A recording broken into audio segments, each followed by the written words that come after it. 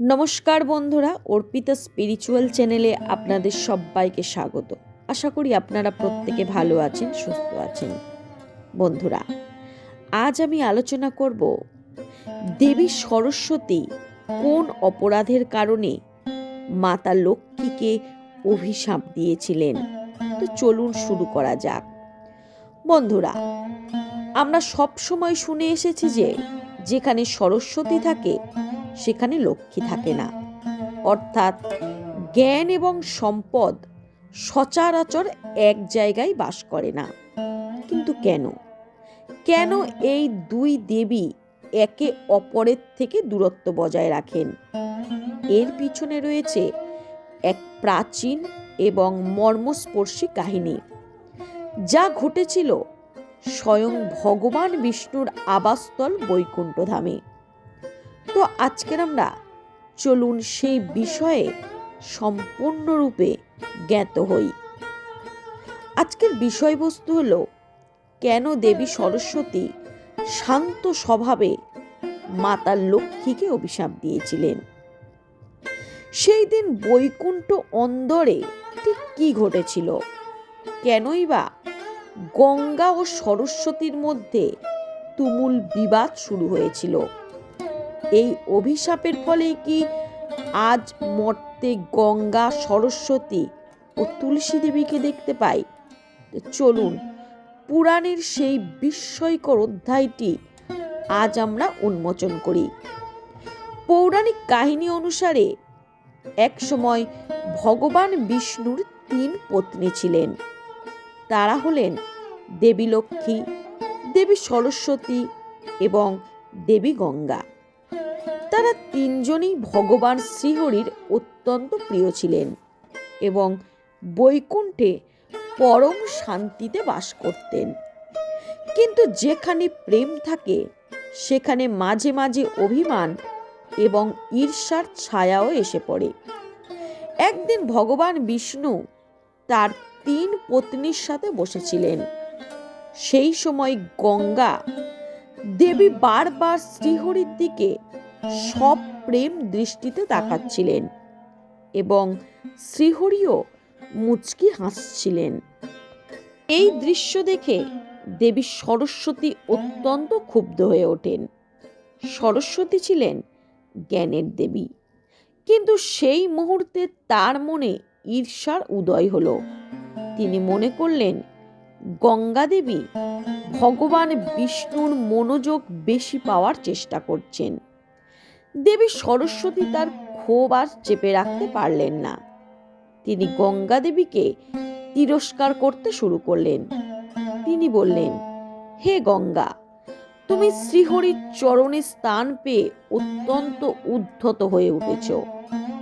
তোমার এই চপলতা বৈকুণ্ঠের পবিত্রতা নষ্ট করছে। গঙ্গা দেবীও চুপ করে থাকার পাত্রী ছিলেন না। 2 দেবীর মধ্যে তুমুল বাক বিতণ্ডা শুরু হলো। এই বিবাদের সময় মাতা লক্ষ্মী চুপচাপ বসেছিলেন। তিনি ছিলেন অত্যন্ত শান্ত এবং ধৈর্যশীল। তিনি চাইলেন না এই ঝগড়া আর বাড়ুক। তিনি মাঝখানে দাঁড়িয়ে 2 দেবীকে থামানোর চেষ্টা করলেন। লক্ষ্মী দেবী সরস্বতীকে বললেন, বোন, শান্ত হও। কেন সামান্য বিষয় নিয়ে বৈকুণ্ঠের শান্তি বিঘ্নিত করছো? কিন্তু বিধাতা যা লিখেছিলেন তা খণ্ডাবেকে। সরস্বতী দেবী তখন এতটাই রাগান্বিত ছিলেন যে তিনি লক্ষ্মী দেবীর এই মধ্যস্থতাকে ভালোভাবে নিলেন না। তিনি মনে করলেন লক্ষ্মী দেবী গঙ্গার পক্ষ নিয়ে কথা বলছেন। সুতরাং সরস্বতী দেবী ক্রোধে অন্ধ হয়ে লক্ষ্মী দেবীকে লক্ষ্য করে বললেন, হে লক্ষ্মী, আমি গঙ্গার সাথে বিবাদ করছি, আর তুমি মাঝখানে এসে তাকে রক্ষা করার চেষ্টা করছো। তুমি পাথরের মতো নিঃসার হয়ে দাঁড়িয়ে আছো, কেন প্রতিবাদ করছো না? তাই আমি তোমাকে অভিশাপ দিচ্ছি। তোমাকে মর্ত্যলোকে বৃক্ষ এবং নদী হয়ে জন্মাতে হবে। তুমি মর্তের ধূলিকণায় মিশে যাবে। নিষ্পাপ লক্ষ্মী দেবী কোনো অপরাধ না করেও সরস্বতীর অভিশাপ মাথা পেতে নিলেন, কিন্তু গঙ্গা দেবী এটা সহ্য করতে পারলেন না। তিনি দেখলেন তার পক্ষ নিতে গিয়ে লক্ষ্মী দেবী অভিশপ্ত হলেন। তখন গঙ্গা দেবীও পাল্টা সরস্বতীকে অভিশাপ দিলেন। সরস্বতী, তুমি লক্ষ্মীকে অভিশাপ দিলে, তবে শোনো, তোমাকেও মর্তে নদী হয়ে জন্মাতে হবে এবং সেখানে পাপী মানুষের পাপ ধুতে হবে। বিবাদ যখন তুঙ্গে, তখন বিষ্ণু সেখানে উপস্থিত হলেন।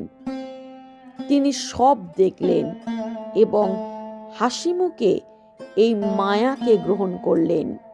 তিনি জানালেন, এই বিবাদ আসলে মর্তের কল্যাণের জন্য করা একটি দিব্য লীলা মাত্র।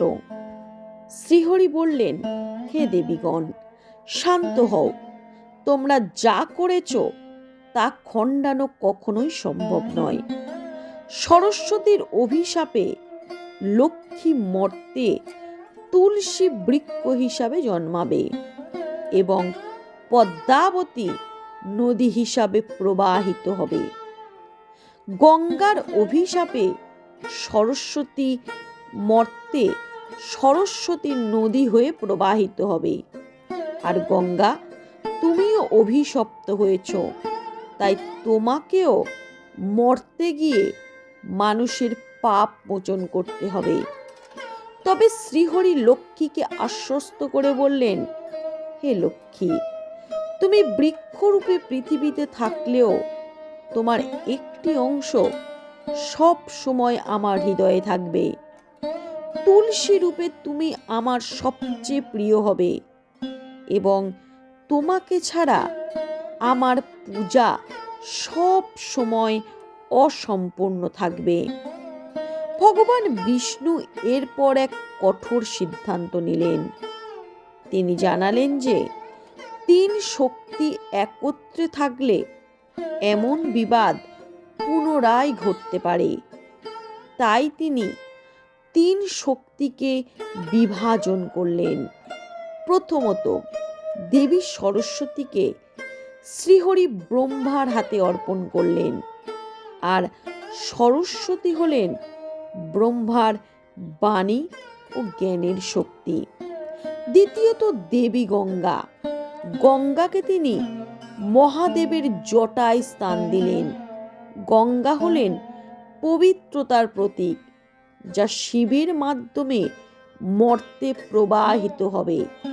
আর তৃতীয় হলেন দেবী লক্ষ্মী। লক্ষ্মী দেবী একনিষ্ঠভাবে বিষ্ণুর সাথেই রয়ে গেলেন, তবে তার অভিশপ্ত অংশটি মর্তে তুলসী এবং নদী রূপে বিরাজ করতে লাগলো।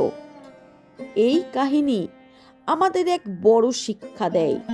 জ্ঞান এবং সম্পদ একে অপরের পরিপূরক হতে পারে, কিন্তু এদের মধ্যে ভারসাম্য রক্ষা করা কঠিন। অতিরিক্ত পাণ্ডিত্য অনেক সময় অহংকার ও ক্রোধের জন্ম দেয়, ঠিক যেমন সরস্বতীর হয়েছিল। আর শান্ত স্বভাব অনেক সময় ভুল বোঝাবুঝির শিকার হয়। আর একটি বিশেষ বিষয় হলো, সরস্বতীর অভিশাপের ফলেই আজ আমরা আমাদের ঘরে পরম পবিত্র তুলসী গাছ পেয়েছি। অর্থাৎ ঈশ্বরের প্রতিটি লীলার পিছনে সৃষ্টির কল্যাণের কোনো না কোনো উদ্দেশ্য থাকে। তাই বন্ধুরা, বৈকুণ্ঠের এই অভিশাপের কাহিনী শুনে আপনাদের কেমন লাগলো অবশ্যই আপনারা কমেন্ট করে জানাবেন।